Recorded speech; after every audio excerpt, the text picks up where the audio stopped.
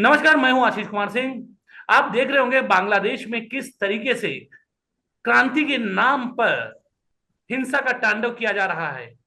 बात अगर ये क्रांति की ही होती तो आखिर जब शेख हसीना ने देश छोड़ दिया तो ये हिंसा रुक जानी चाहिए थी, लेकिन ये हिंसा नहीं रुकी। और यही नहीं, इस हिंसा के आड़ में आखिर हिंदुओं को क्यों टारगेट किया जा रहा है ये क्लियर हो गया कि इसमें जमात के लोग भी शामिल हैं। जमात के लोग वो हैं जब 1971 में मुजीबुर रहमान ने बांग्लादेश को आजादी दिलाई थी तो ये पाकिस्तान के समर्थक होते थे और ये बांग्लादेश की आजादी नहीं चाहते थे। लेकिन अब तो पूरी तरीके से तस्वीर साफ है कि बाहरी शक्तियां इस क्रांति के पीछे हैं और जमात भी इन छात्रों के आंदोलन में शामिल है। बात करें अगर भारत की, तो यहाँ पे अगर हम कांग्रेसी नेताओं के कुछ बयान देखें तो वो काफी हद तक चौंकाने वाले हैं। सलमान खुर्शीद ने कहा कि भारत में भी वैसे हालात बन रहे हैं। इसके अलावा एक सज्जन सिंह वर्मा है, सांसद रह चुके हैं कांग्रेस के, वो भी बोल रहे हैं कि भारत में जो स्थितियां हैं वो बांग्लादेश की तरीके से हैं। मुकुल, क्या कहते हैं आप, किस ढंग से देख रहे हैं इस पूरी स्थिति को आप? बात करते हैं इस हिंसा की जिसमें हिंदुओं को टारगेट किया जा रहा है, खासकर मंदिरों को। सुनने में आ रहा है एक प्रोड्यूसर और उनको भी जिंदा जला दिया गया।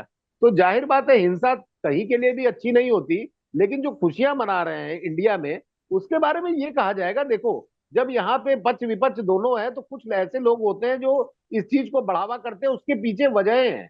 मोदी सरकार की कुछ नीतियां ऐसी थी जिसपे पब्लिक बाहर आई, और चाहे वो किसान आंदोलन हो, चाहे सीए हो, उस पे उसी को तंज कसते हुए विपक्षियों ने सरकार को चेतावनी दी है कि अगर ऐसी कोई आप बड़ा कोई फैसला लाते हैं तो यहाँ पे भी संभव है।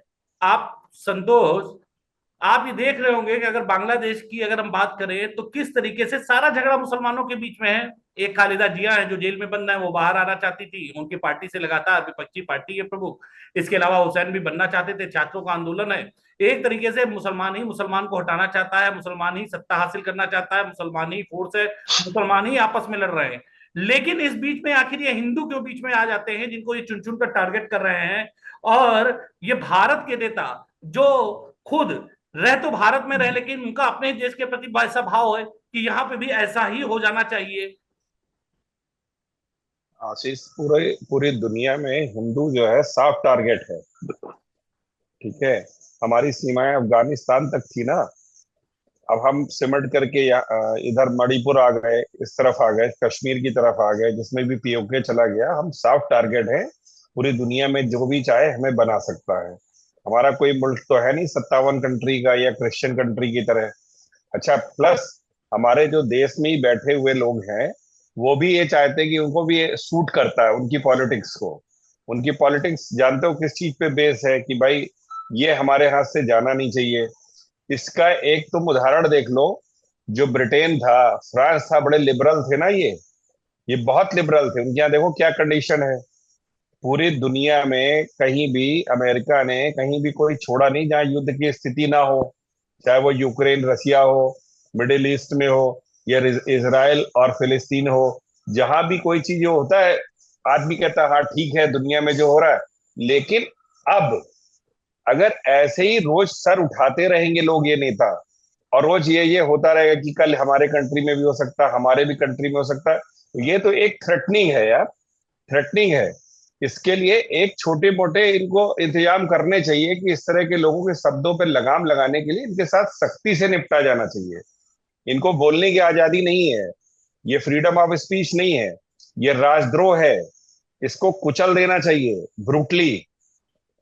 समझ गए? अगर आज ये बोले हैं, कल अभी अभी तुम देखना जो उनकी कौमी है, जो मदनी है, वो बोलेंगे, फिर ओवैसी बोलेंगे, फिर ये बोलेंगे, वो बोलेंगे। साला फिलिस्तीन में युद्ध होता है इसराइल से, अलीगढ़ में या हैदराबाद में प्रोटेस्ट निकाला जाता है। क्या मतलब है? अभी किसी ने एक भी प्रोटेस्ट निकाला है इंडिया में कि इतने हिंदू इस्कॉन टेम्पल, जिसने कई लाख, ये 1971 में जब बना बांग्लादेश, कई लाख लोगों को भोजन कराया, उसी इस्कॉन टेम्पल को जला जला के धू धूसरित कर दिया।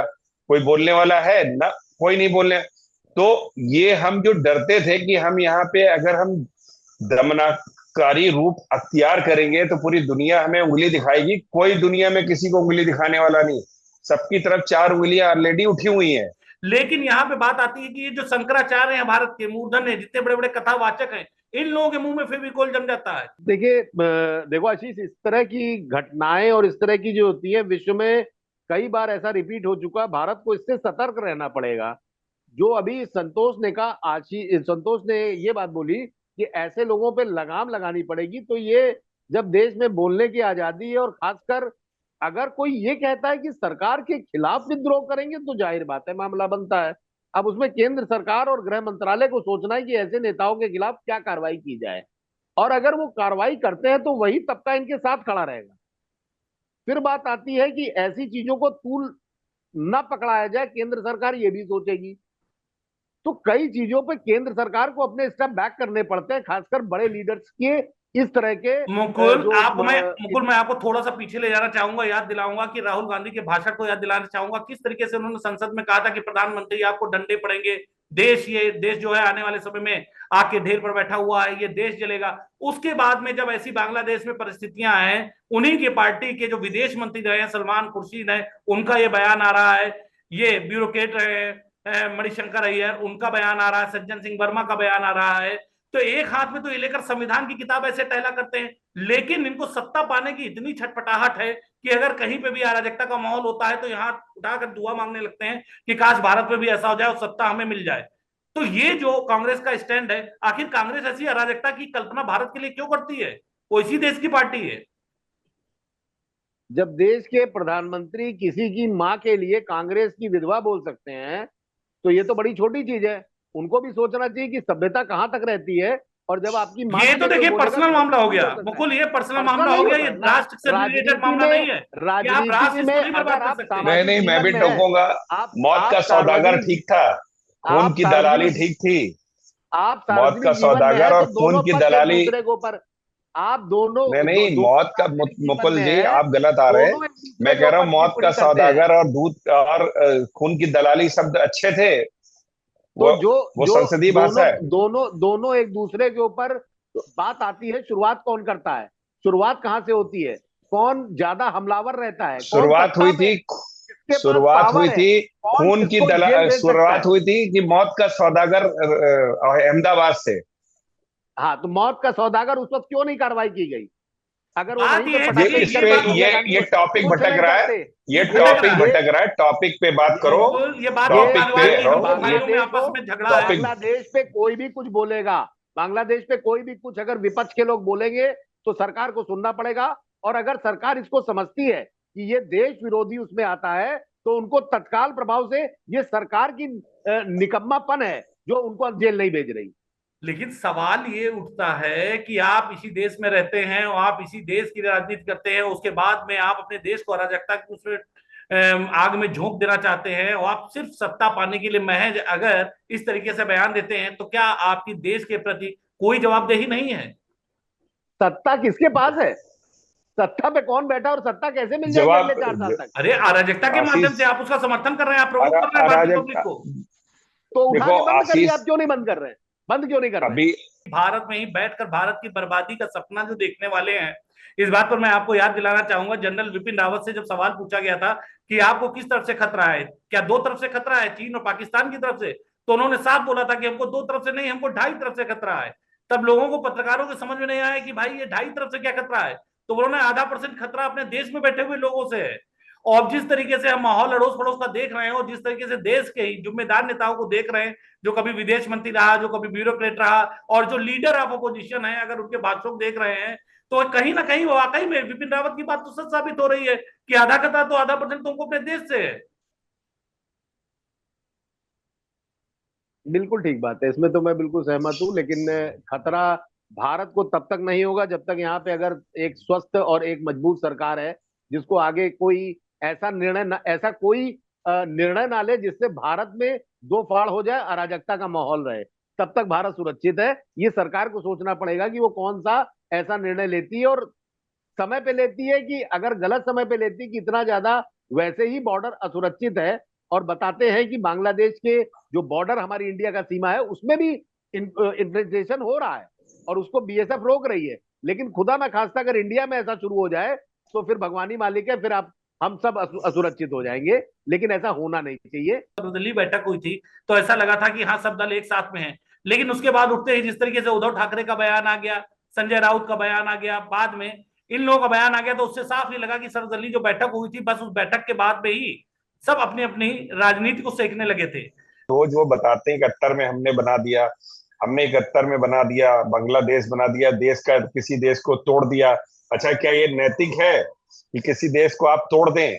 अच्छी चीज है। और आप बताते हैं कि माता दुर्गा कहा अटल जी ने इंदिरा गांधी को, ये कहा वो कहा, दिस दैट, समझे?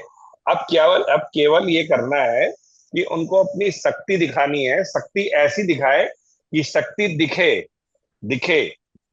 और बाकी ये नेता है, इनको बोलने की पूरी आजादी है। या फिर जो इसको हिटलर, मुसोलिनी, दुनिया भर के लोगों से जो नवाजते हैं, एक बार मैं कहता हूं कि थोड़ा सा बन के दिखा दो, हम लोग भी खुश हों। आप बन के भी नहीं दिखाते, आप कुछ करते नहीं, बगल में कुछ भी होगा तो इंडिया में इम्पैक्ट पड़ता है। अब देखो, उस पर एक हम लोग डिस्कशन कर रहे हैं। इसका मतलब एक मुद्दा है कि देश के नेता अगर हमारे खिलाफ बोल रहे हैं कि यहाँ कंट्री में रक्तपात हो जाएगा, ये हो जाएगा, वो हो जाएगा, अच्छी चीज नहीं है ना। जिनके हाथ इस 40 60 50 60 साल देश रहा, अगर उनकी ये भावना है, तो तुम सोचो कैसे पढ़े लिखे जो कुछ अनपढ़ लोग हैं उनको कैसे समझा सकते हो, जो पढ़े लिखे लोग अपने आप को कहते हैं। तो आप भावनाओं को बिगाड़ रहे हैं, उसको बिगड़ने ना दें। उसको बिगड़ने के लिए आपको थोड़ा 1 1.5 कदम चलना पड़ेगा।